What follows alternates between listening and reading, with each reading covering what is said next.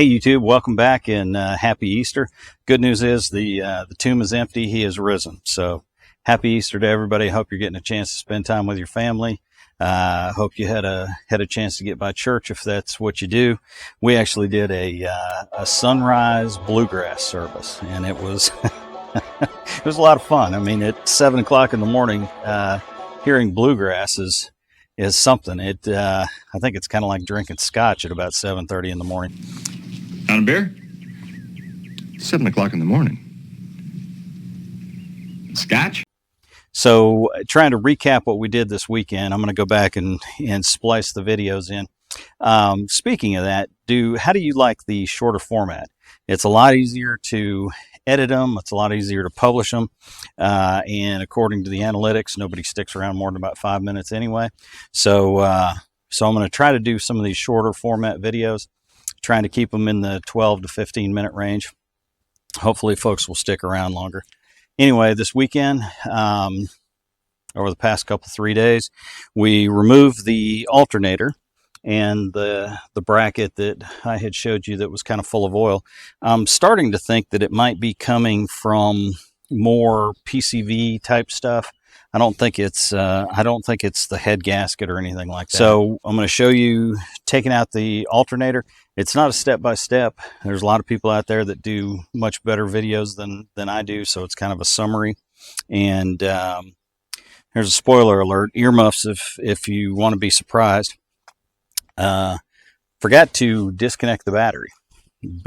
Big no-no. So our foray into being a mechanic turned into a foray into being a welder. So that was very exciting there for a couple of seconds. Fortunately, we came out unscathed. Then we removed the supercharger. Got footage of that, and there's a YouTuber out there, Grande, I believe it is. I'm going to put a link to his video down in the description.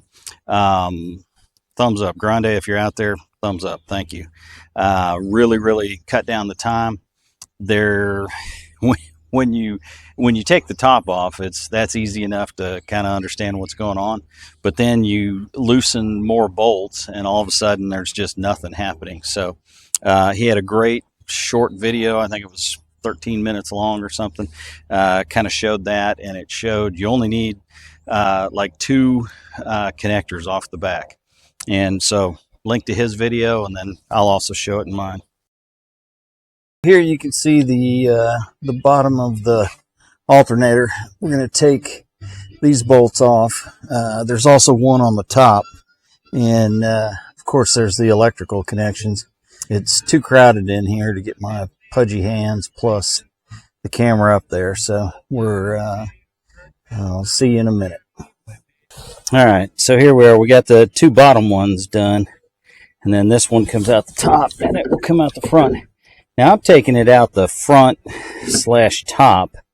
I have no idea how you would get this out the bottom. So that seems to be a single signal wire.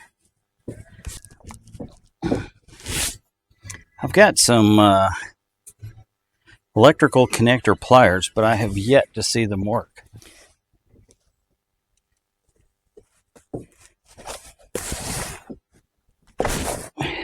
All right, so they have worked once.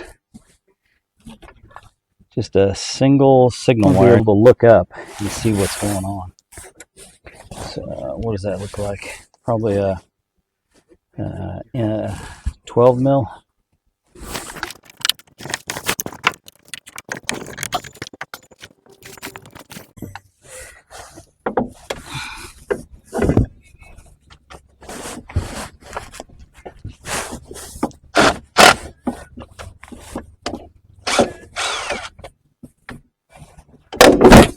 Whew!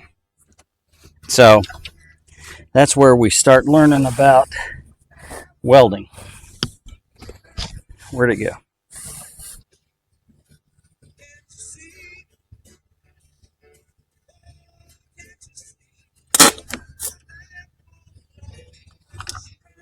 So that was admittedly a bad on me. I still had the battery connected.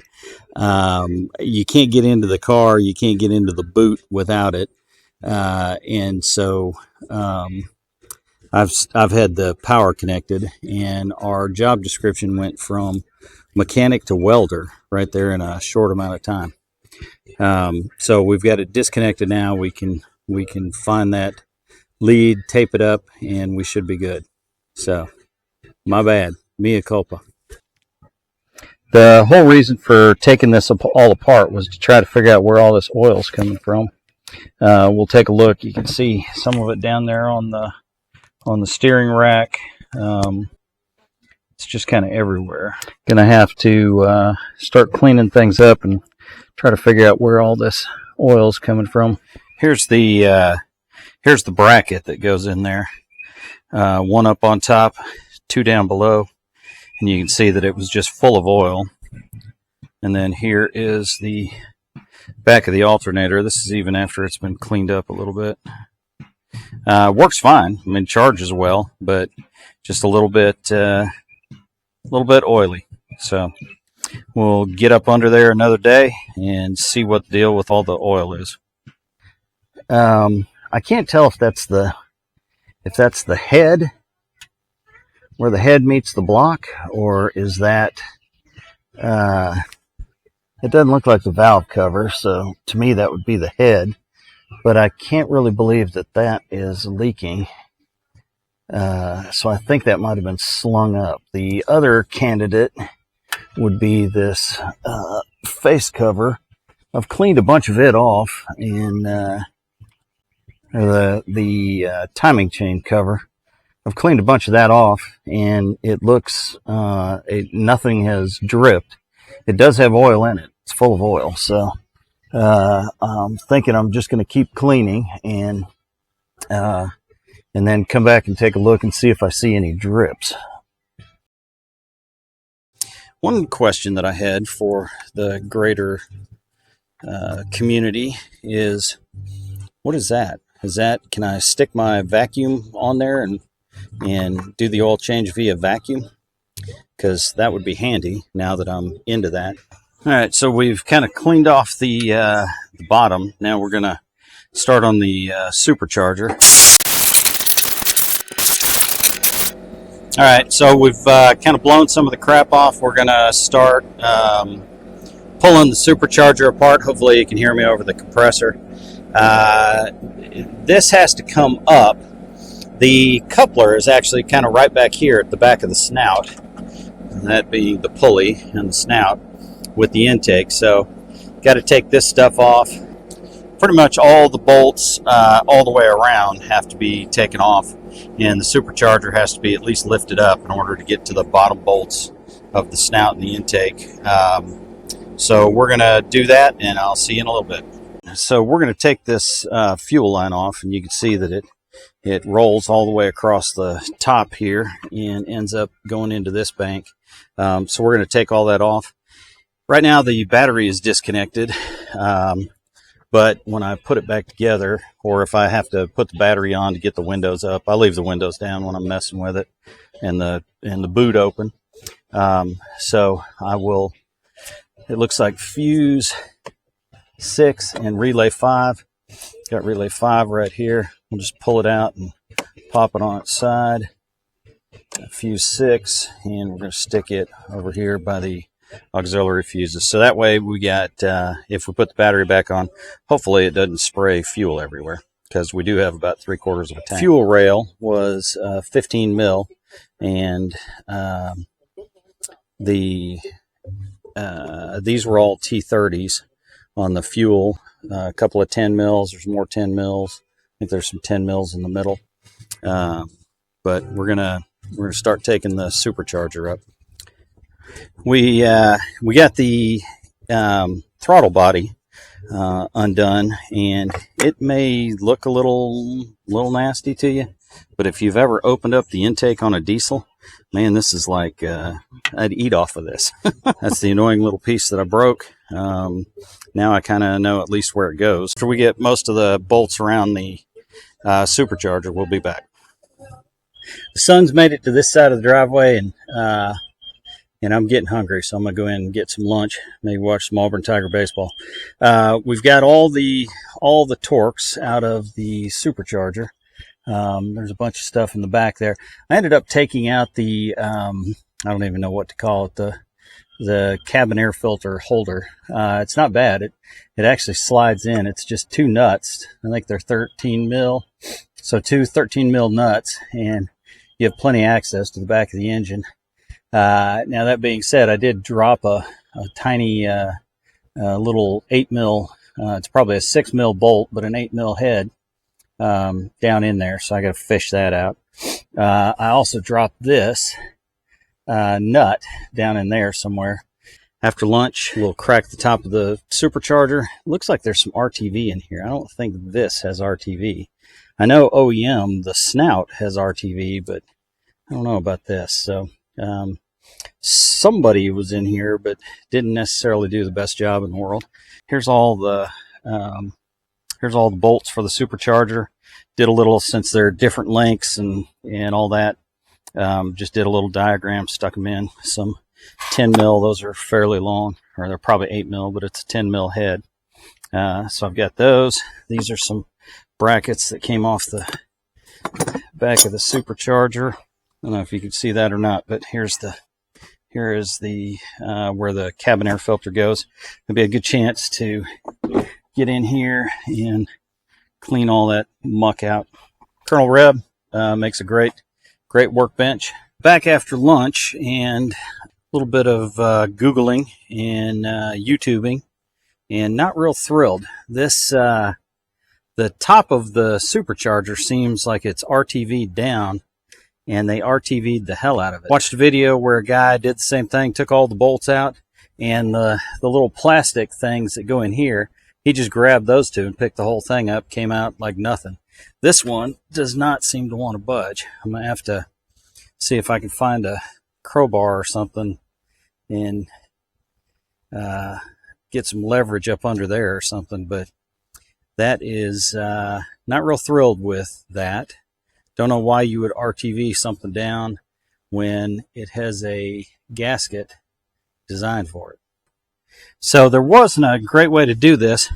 I ended up getting a 24 mil big old Craftsman wrench, and there was one spot under here, and that seems to have done it. So broke it loose, pried it up in a couple of spots, and seems like we can take it off now.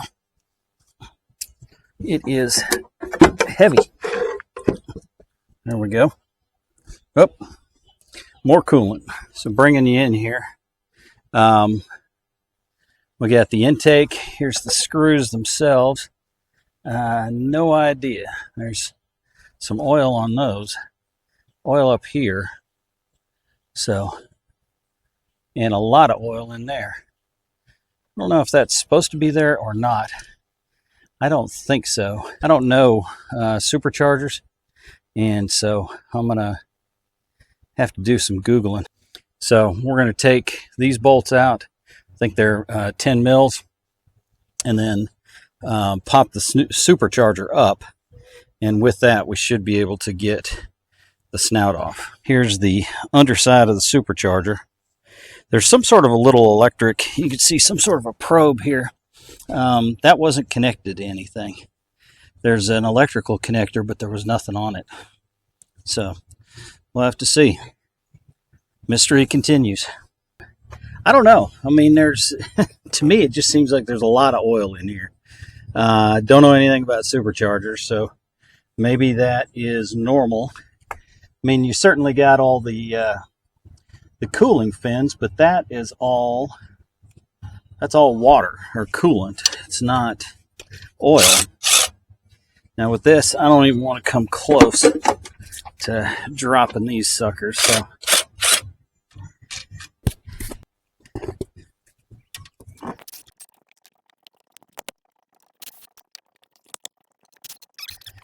So let me know in the comments if you're supposed to have this much funk on the supercharger. Yeah, there's more RTV on this thing than I would like to see. We'll clean those up one at a time a little bit later. But there we go. Everybody online swears that you can get this off. I have broken aluminum parts before, so I'm a little bit gun shy. But with this, there's two pins. There's locating pins like in the middle down there. And so just popping a little bit, popping a little more. All right, I think we are up. Naturally, I loosened that a little before I got on camera. Supposedly, we can leave the Supercharger on. A couple of little electrical connectors, if I'm reading it right. So we'll be back in just a minute. Got my 2x4 blocks. Stick it up under here, up under the oil cooler. Get it a little further back. Yeah, I think there's some stuff I got to pull off on the back. I'm not gonna bore you with that, but I'll show you once I get it all open and undone. All right, so we got the Supercharger out, and there was two electrical connections. This one is taped. It's a little bit of a, as my friend Sam would say, a bodge job. I'm seeing some shortcuts taken, which aren't awesome, but hopefully I'm putting it back together right. This little sensor, that plug was very difficult, so it's a little 7 mil. I just pulled it out of the back. Now everything on the back of the Supercharger, so all this stuff on the back, all these hoses and servos and whatever they are, is called the Supercharger, and all it's designed to do is to pipe supercharged sound into the cab. So I thought it was weird that this hose was up here and not connected to anything, and it's actually supposed to be that way. On Range Rover Sports, there's like a little periscope that comes up and faces back towards the cab, but all this crap does is pump supercharger sound into the cabin. May end up losing that. I saw there's a guy on eBay has a blanking plate here. I think you leave this plugged in and something else, and you can get rid of that. It gives you a more natural sound. Still curious about the amount of oil in the Supercharger. I have I've posted that on a couple of different forums. I know that turbos are very oily, but I didn't think Superchargers were. So we're going to flip this thing in for end. We'll take the snout off. The coupling that is the issue is right back in here. Got one of those coming. So we'll go ahead and pull the snout and see what we got. Not they, them. Well, maybe they, them. I don't know. But anyway, everybody on the internet said that when you open this up, you would find a bunch of weird red dust. And we've got weird red dust and some grease and Lord knows what else. So I would say absolutely this is toast. I've got another one coming. So it should be here, I don't know, like middle of next week.